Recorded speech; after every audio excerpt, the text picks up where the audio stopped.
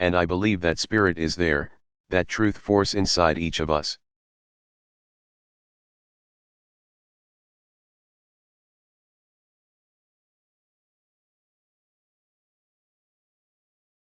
I see it when a white mother recognizes her own daughter in the face of a poor black child.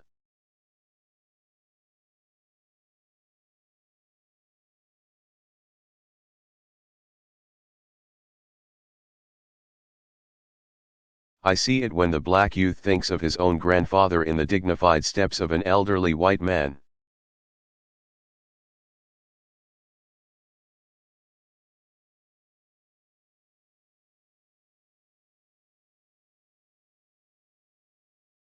It's there when the native-born recognizing that striving spirit of the new immigrant.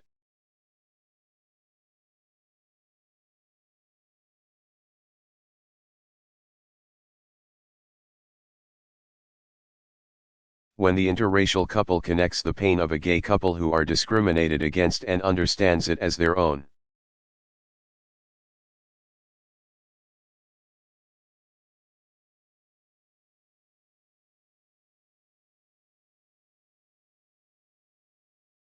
That's where courage comes from, when we turn not from each other.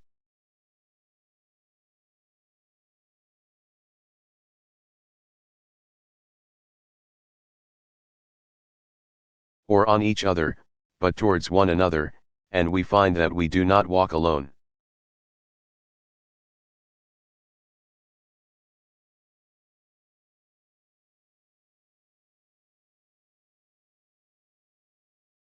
That's where courage comes from.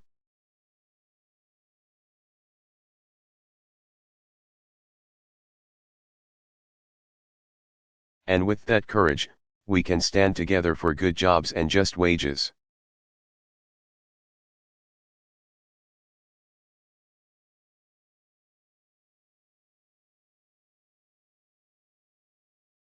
With that courage, we can stand together for the right to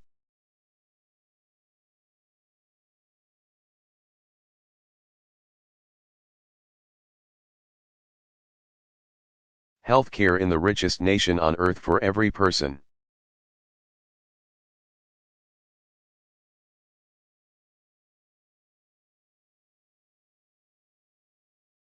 With that courage, we can stand together for the right of every child.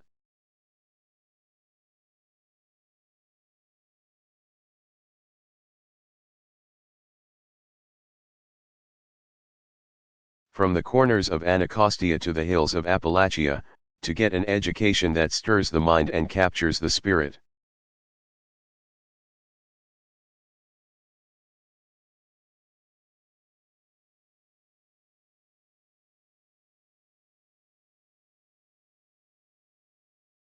And prepares them for the world that awaits them.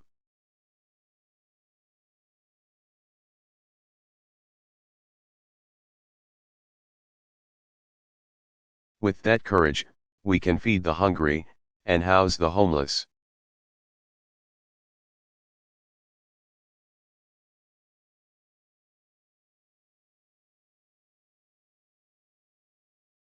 And transform bleak wastelands of poverty into fields of commerce and promise.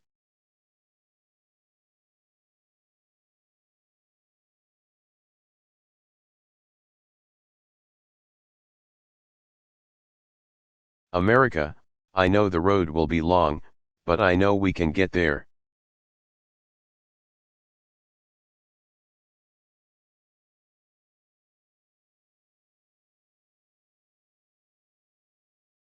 Yes, we will stumble, but I know we'll get back up.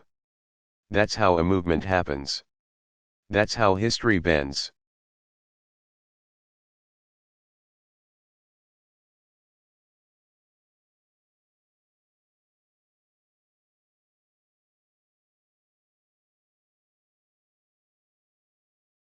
That's how, when somebody is faint of heart, somebody else brings them along and says, "Come on, we're marching."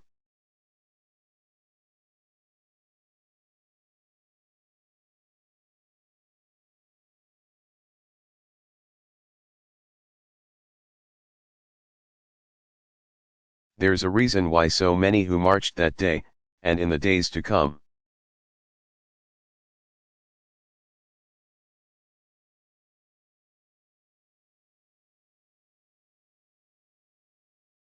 We're young, for the young are unconstrained by habits of fear, unconstrained by the conventions of what is.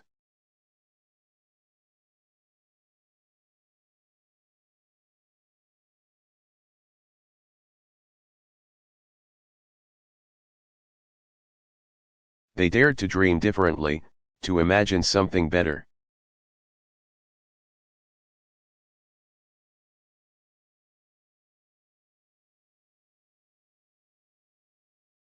And I am convinced that same imagination, the same hunger of purpose stirs in this generation.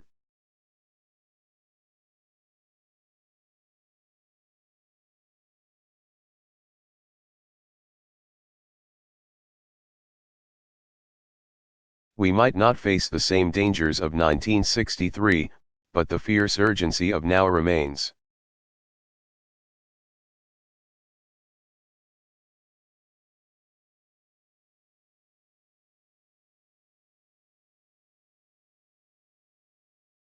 We may never duplicate the swelling crowds and dazzling procession of that day, so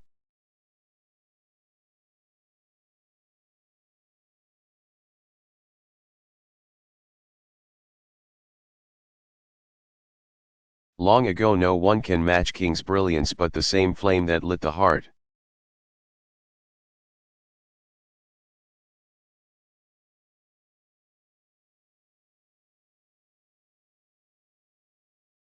Of all who are willing to take a first step for justice, I know that flame remains.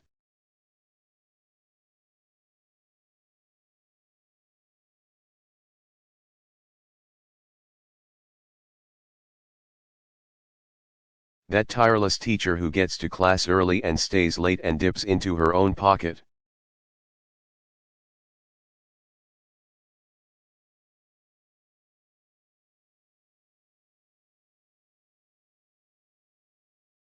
To buy supplies because she believes that every child is her charge, she's marching.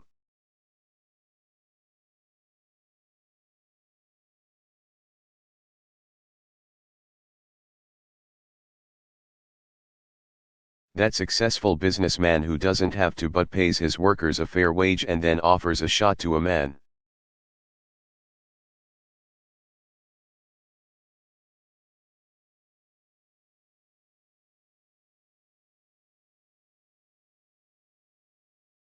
Maybe an ex-con who is down on his luck, he's marching.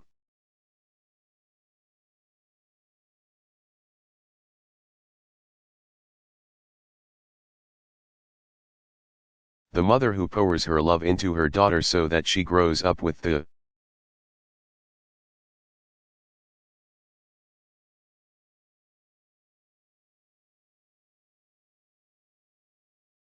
confidence to walk through the same door as anybody's son, she's marching.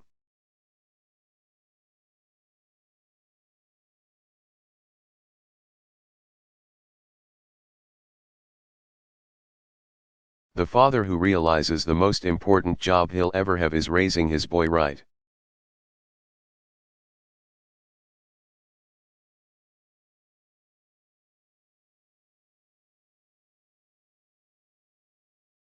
Even if he didn't have a father, especially if he didn't have a father at home, he's marching.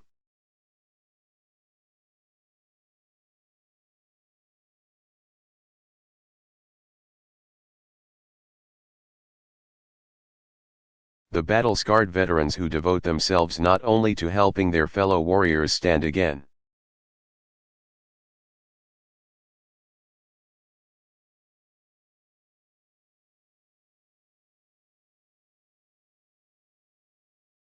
and walk again, and run again, but to keep serving their country when they come home, they are marching.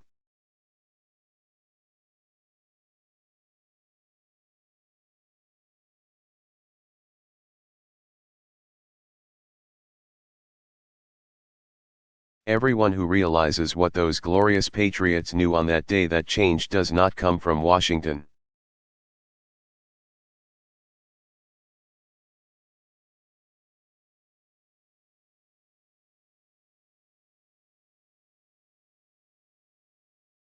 but to Washington, that change has always been built on our willingness.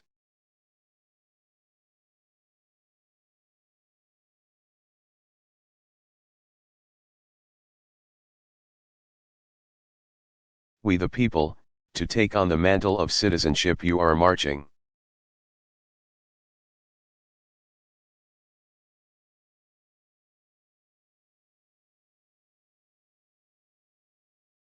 And that's the lesson of our past. That's the promise of tomorrow that in the face of impossible odds,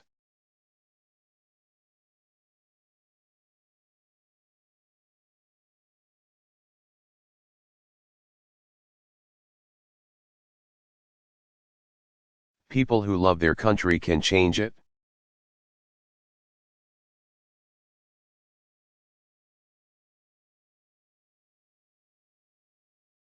That when millions of Americans of every race and every region, every faith, and every station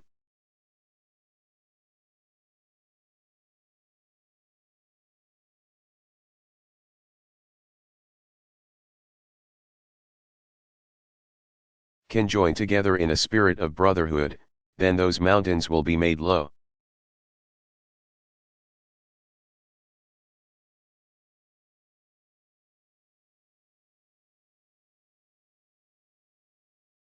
And those rough places will be made plain, and those crooked places, they straighten out towards grace.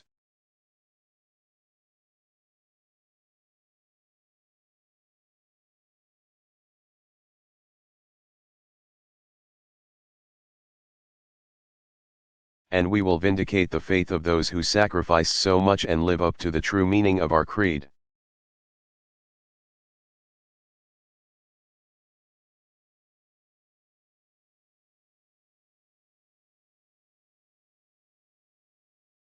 As one nation, under God, indivisible, with liberty and justice for all.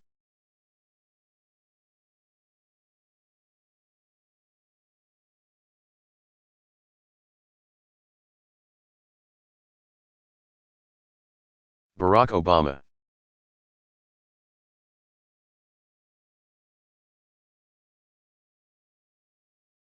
Address to the nation on Libya.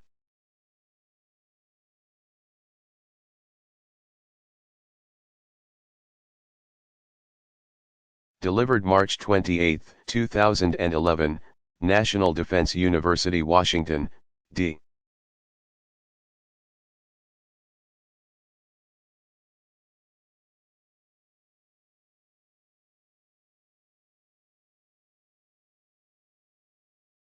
C.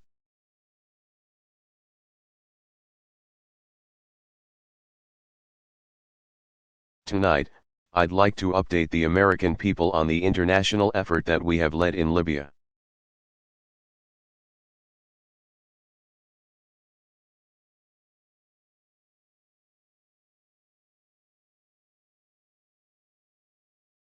What we've done, what we plan to do, and why this matters to us.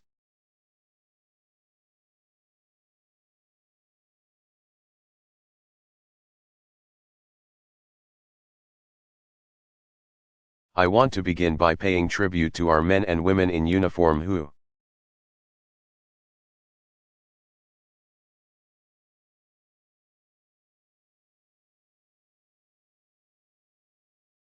once again, have acted with courage, professionalism, and patriotism.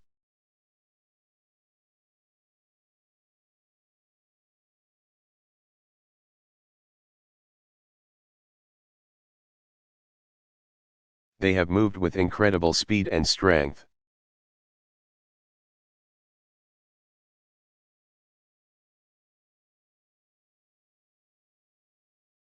Because of them and our dedicated diplomats, a coalition has been forged and countless lives have been saved.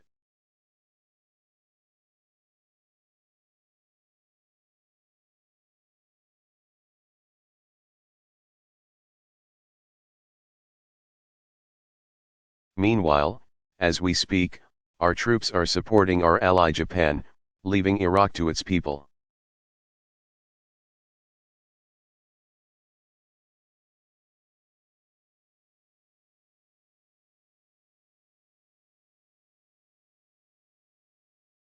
stopping the Taliban's momentum in Afghanistan, and going after Al-Qaeda all across the globe.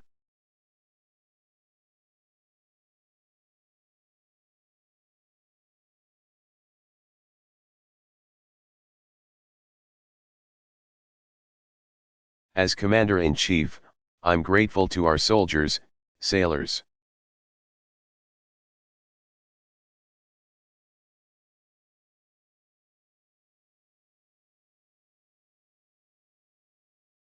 airmen, Marines, Coast Guardsmen, and to their families.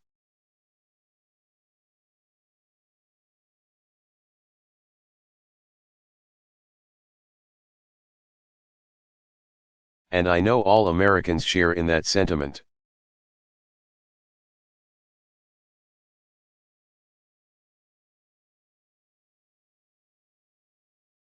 For generations, the United States of America has played a unique role.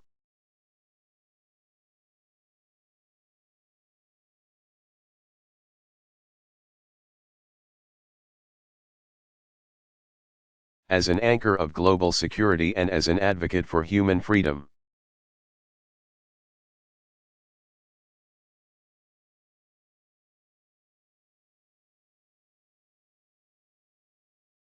Mindful of the risks and costs of military action.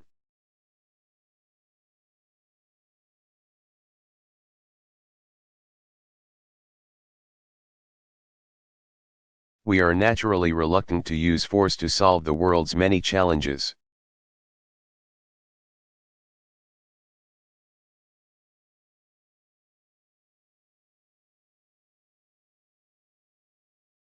But when our interests and values are at stake, we have a responsibility to act.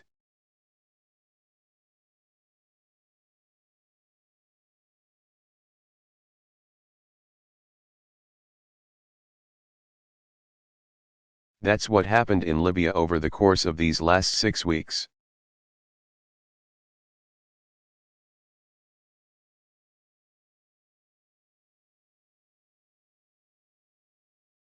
Libya sits directly between Tunisia and Egypt, two nations that inspired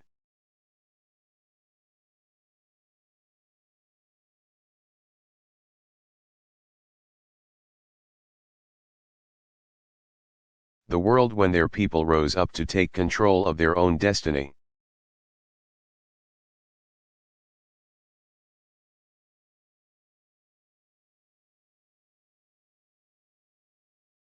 For more than 4 decades, the Libyan people have been ruled by a tyrant, Muammar Gaddafi. He has denied his people freedom.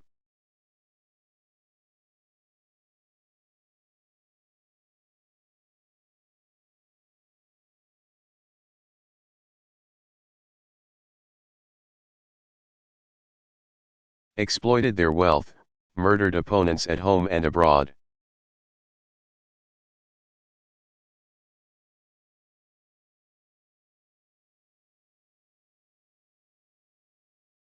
And terrorized innocent people around the world, including Americans who were killed by Libyan agents.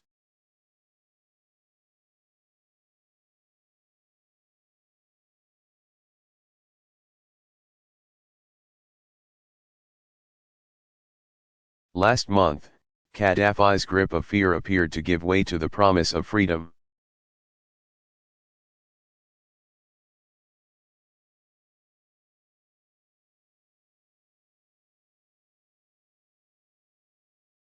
In cities and towns across the country, Libyans took to the streets to claim their basic human rights.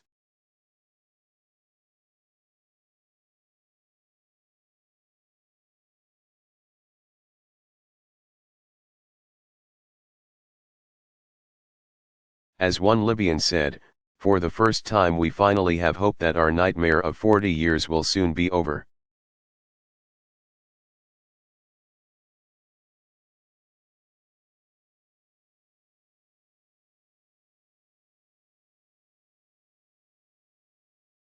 Faced with this opposition, Gaddafi began attacking his people.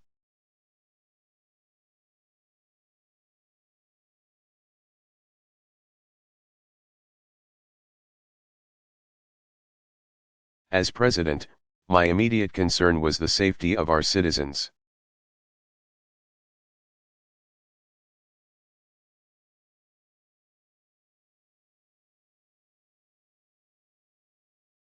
So we evacuated our embassy and all Americans who sought our assistance.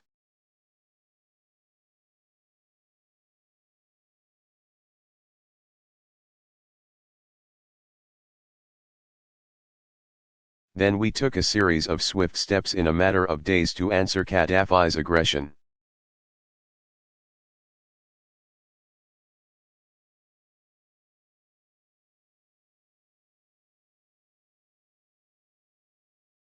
We froze more than $33 billion of Gaddafi's regime's assets.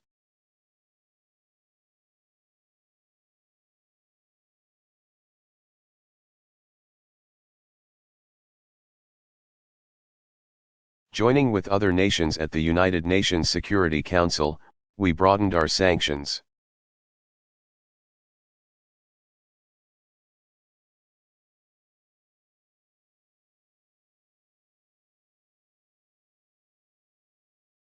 Imposed an arms embargo, and enabled Gaddafi and those around him to be held accountable for their crimes.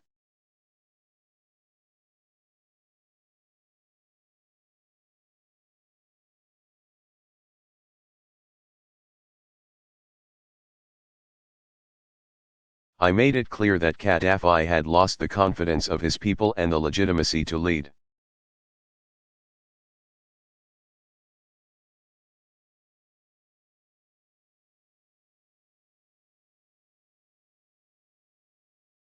And I said that he needed to step down from power.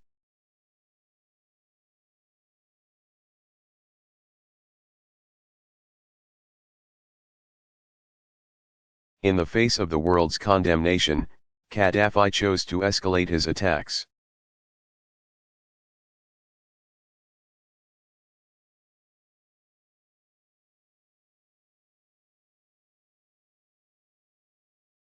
Launching a military campaign against the Libyan people.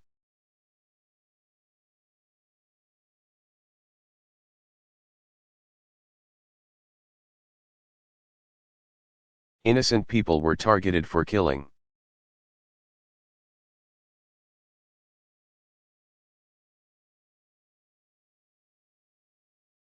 Hospitals and ambulances were attacked.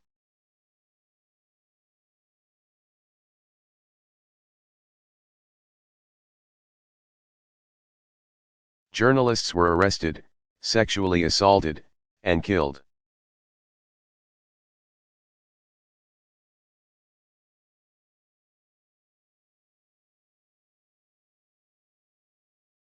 Supplies of food and fuel were choked off.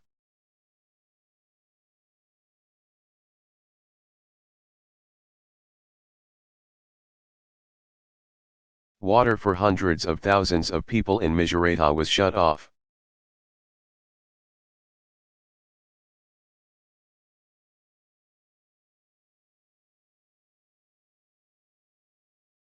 Cities and towns were shelled, mosques were destroyed, and apartment buildings reduced to rubble.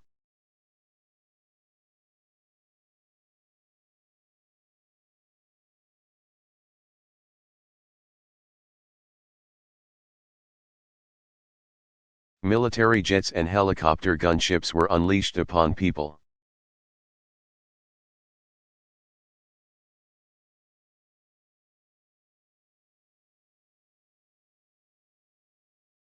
Who had no means to defend themselves against assaults from the air.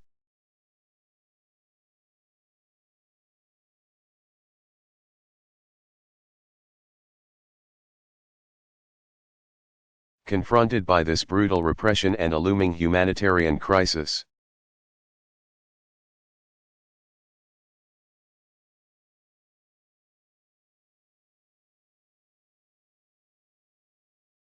I ordered warships into the Mediterranean.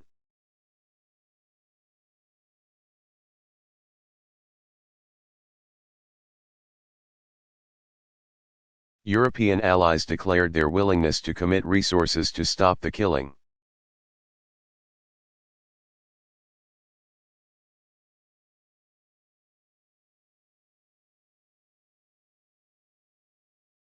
The Libyan opposition and the Arab League appealed to the world to save lives in Libya.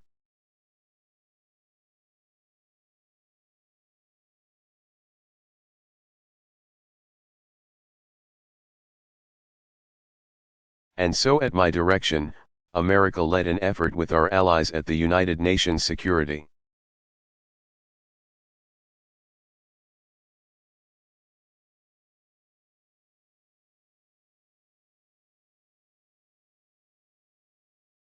Council to pass a historic resolution that authorized a no-fly zone to stop the regime's attacks from the air.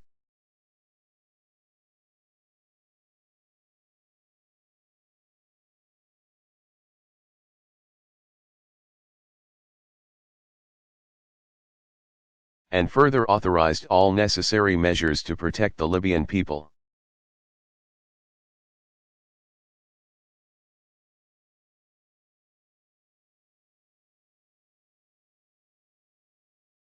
"10 days ago, having tried to end the violence without using force,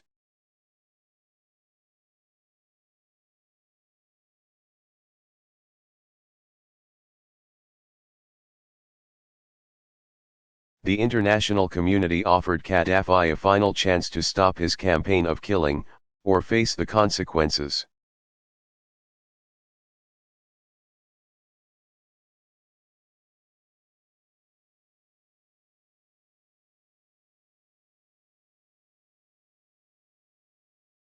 Rather than stand down, his forces continued their advance.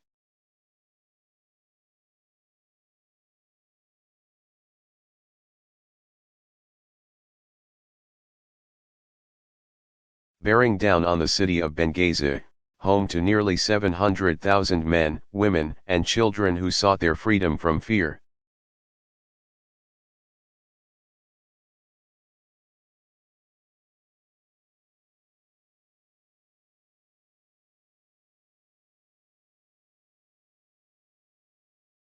At this point, the United States and the world faced a choice.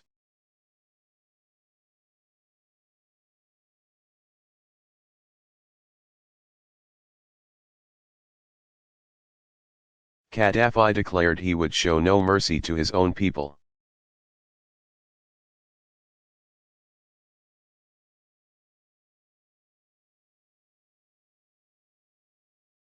He compared them to rats, and threatened to go door to door to inflict punishment.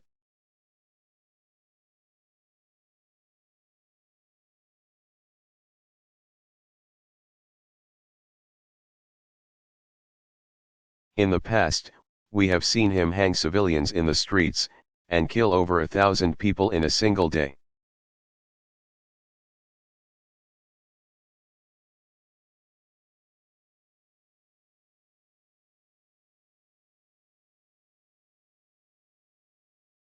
Now we saw regime forces on the outskirts of the city.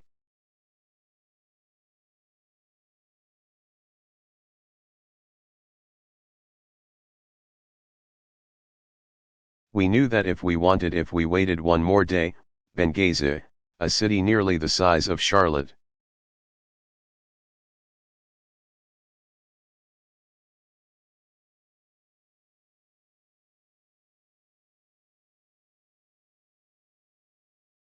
could suffer a massacre that would have reverberated across the region and stained the conscience of the world.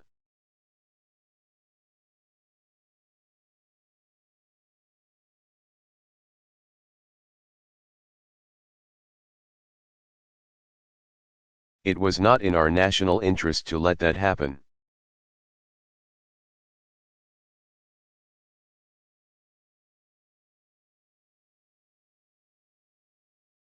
I refused to let that happen. And so 9 days ago, after consulting the bipartisan leadership of Congress,